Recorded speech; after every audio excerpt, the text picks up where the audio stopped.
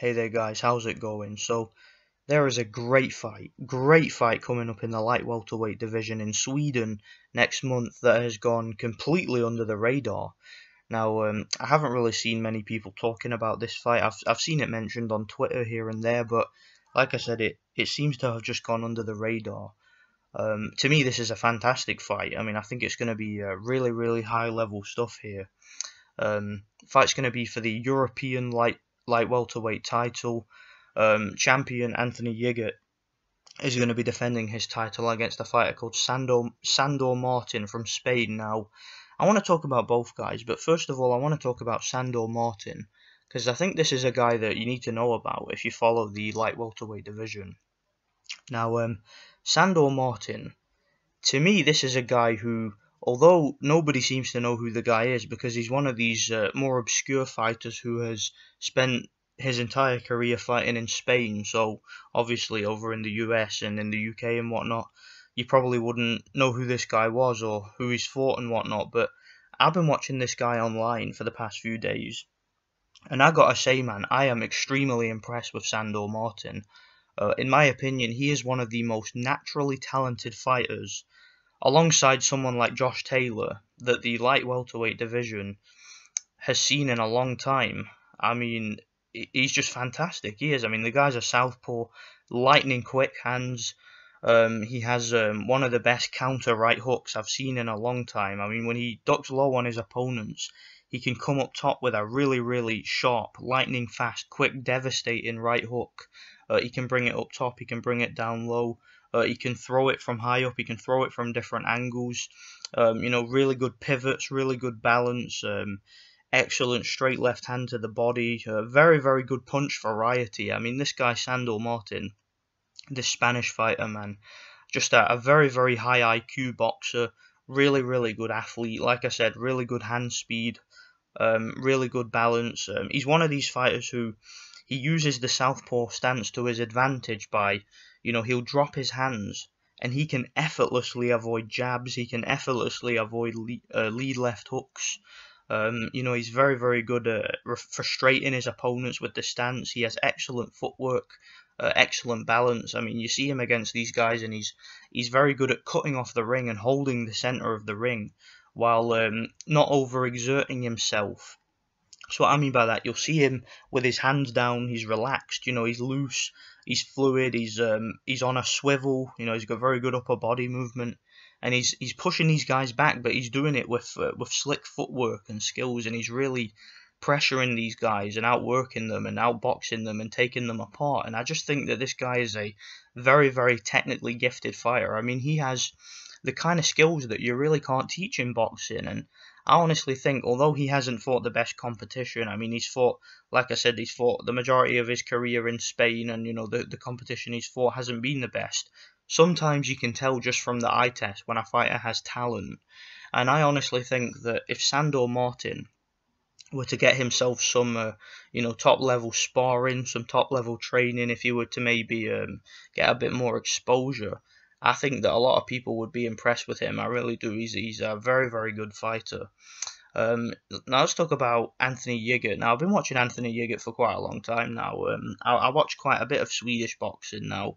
Anthony Yigit, in his last fight, he won the vacant European title against a guy called Lenny Dawes. Lenny Dawes, it was in Lenny Dawes' hometown too, in the UK, and I've known about Lenny Dawes for a long time also because I remember I used to watch Lenny Dawes fight on Big Fight Live on ITV quite a few years ago, and I was always impressed with Lenny Dawes. He was a solid domestic level contender in the UK. And Anthony Yigit went over to Lenny Dawes' hometown and absolutely schooled him, gave him a boxing lesson for the vacant European title. He showed really good hand speed, very slick southpaw. These two guys that are going to be fighting, Sandor Martin and Anthony Yigit, they're actually quite similar in terms of their style, although I think Yigit is a little bit more conventional, the tight guard, the jab, but he's also a very slick southpaw, and he's also got very good speed and skills, so this is what makes for a very intriguing fight here. Now, like I said, he completely outboxed Lenny Dawes. He also defeated undefeated fighter Timo Schwarzkopf from Germany. I remember that fight now. Timo Schwarzkopf is another fighter who I was watching from very early on. I remember he defeated Junior Witter on a close decision, and I was impressed by Timo Schwarzkopf. You know, he was a guy who was touted to become a really good one to watch for the future. And Anthony Yigit went in there and outboxed him and beat him pretty clearly in Timo Schwarzkopf's backyard. So Anthony Yigit, the guy's turning into a bit of a road warrior. I mean, he's traveling to his opponent's backyards, serious competition, and he's beating these guys. He also defeated DeMarcus Corley a couple of years ago. Remember that fight? DeMarcus Corley's a veteran fighter from Jamaica. He fought Floyd Mayweather back in the day and gave him a tough fight. And got to remember too, DeMarcus Corley, even to this day, he can still handle himself. I mean, I remember DeMarcus Corley, he knocked out Paul McCloskey not that long ago. I watched that fight live. That fight was in Belfast, I think. And DeMarcus Corley outboxed and stopped Paul McCloskey in the 10th round. So yeah, Anthony Yigit being able to defeat him the way he did, I think it's quite impressive. And I think he stopped DeMarcus Corley, if I remember rightly. Yeah, I'm pretty sure he stopped him. So yeah, Anthony Yigit, to me, I'm very impressed with the guy. Very, very good skills, very good speed. He's one of these Scandinavian fighters who fights all over Europe. He's boxed in Denmark, he's boxed in Sweden, he's boxed in Germany. Like I said, he's boxed in the UK against Lenny Dawes. So clearly, this guy is a very confident, very talented, guy who's very good on the road. And he's gotten this fight in his backyard. The fight's going to be taking place in Sweden, which is where Anthony Yigit's from. So, yeah, this is his first title defense, and it's going to be in his backyard. And I think that may be significant because obviously, if the fight's close, with the crowd on his side, that could help. With the scorecards, maybe that could give him a little bit more energy. You know what it's like fighting at home; it's a lot more comfortable. So, yeah, that might give him a slight mental advantage here. But I honestly think this is a great fight, guys. I really don't want to miss it because, like I said, these guys are both very high IQ, very talented, very skilled, very athletic boxers who I think are certainly have a bright future in this light welterweight division. Now, I spoke earlier about, I think I mentioned Josh Taylor. Now, Josh Taylor to me is without a doubt the best prospect here in the UK, or the best contender here in the UK in the light welterweight division.